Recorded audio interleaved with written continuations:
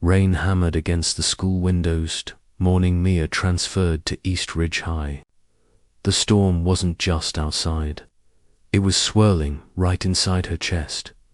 The 16-year-old girl with tightly coiled braids and sharp hazel eyes paused at the entrance of the hallway, gripping her backpack straps so hard her knuckles turned pale.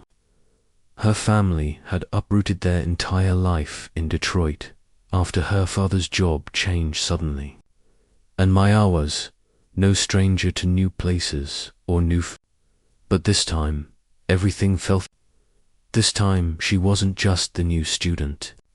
She was the unfamiliar piece in a town where kids grew upside, where Friday night football was practically religion, and where anything different usually got pushed to the edges.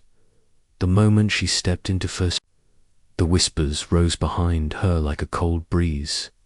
Who's that? Why does she talk like that? Bet she's trouble. Each comment stung, even if she pretended not to hear. Mia kept her gaze low, the way she always had when life got loud, her focus tucked safely into the things that mattered, her grades, her music, and the karate lessons her mum signed her up for when she was 10. Strength, her sensei used to say, doesn't live in your fists. It's in your spine.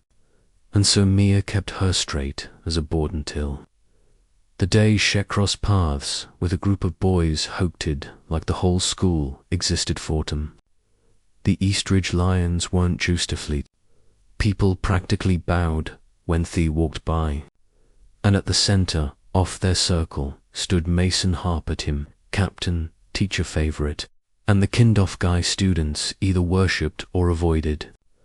Mason had this instinct on Monster radar for spotting anyone who didn't fit the town's perfect little mold. And Mia, she didn't just fail to fit it. She broke it clean in half.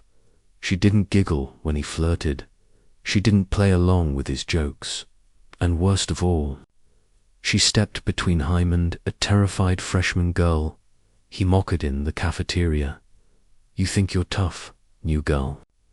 Mason had smirked, leaning in close. Just wait. We'll see how tough you really are. At first, it started small. The kind of things that made people doubt whether anything happened at all. Scribbles on her locker. Go back where you came from, scratched across her books. Water accidentally dumped on her seating. Mia kept her mouth shut. She clung to her sensei's voice in her murmuring. Patience is power. But silence, she was about to learn, sometimes only feeds the fire. And the breaking point came on a Friday afternoon. The hallway was nearly deserted. Everyone else had already rushed out to claim their seats at the big game. Mia headed to her locker when she saw them. Mason and his two shadows, Chad and Ree, leaning against the lockers like they'd been waiting just for her. The second she walked by, they peeled off the wall and blocked her path, going somewhere. Mason asked with that slow, taunting grin. I don't have time for this, she said, trying to slip past. But Ree slapped a hand on the locker right beside her head, the metal rattling. You think you're better than us, he growled. Chad circled behind her, trapping her in place. Why don't you smile more? He might actually look cute. Then Mason leaned in so close she could feel his breath. Let's see how tough you really are. Everything blurred into instinct. Maya felt her breath hitch not from fear, but from something fierce rising inside. She'd faced moments like this in other towns, other hallways. But this time, she was done running.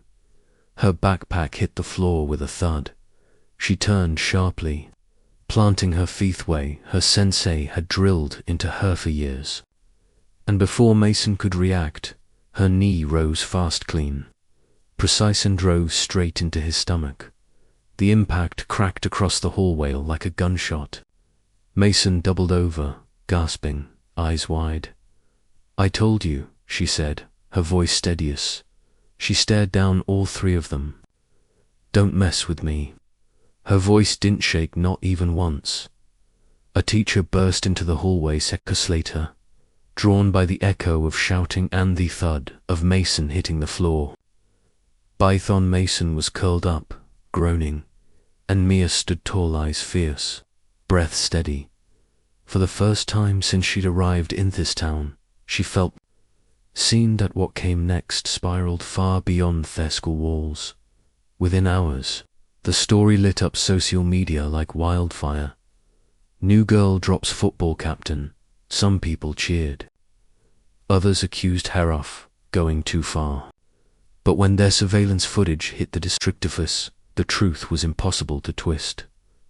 The school launched a full-scale Mason and his friends were suspended, booted from the team. Their perfect season shattered before it even began. Colleges pulled their untouchable reputation cracked overnight. Mia faced her own wave of questioning. She was called into the office, then into board meetings, then to sit across from district officials. But she never lowered her gaze, never apologized for surviving. I defended myself, she said, every time. I didn't start anything, but he ended it. And something unexpected happened. Students, quiet ones, overlooked ones who had been teased or shoved or talked down to by the same players, began speaking up. Some shared their ounce. Some simply walked up to my and whispered, "Thank you."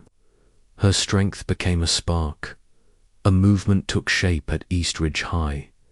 Posters appeared on walls. No more silence, no more fear. A self-defense club formed, girls and boys signing up eagerly, learning from Mia and a volunteer instructor from Herald Dojo in Detroit. But it wasn't real lie about the kicks or the blocks. It was about taking back power, finding confidence, refusing to stay small. Months later, Mia stood on the auditorium stage during the same principal who unswavered now handed her a student leadership award. She looked out at the crowd, friends, classmates, kids who once whispered but no understood, and she spoke into Themic with quiet strength. I didn't come here to be a hero, she said. I just wanted to feel safe. Will do. So if you ever feel like your voice doesn't matter, use it anyway. If you think no one will stand with you, stand anyway. You're stronger than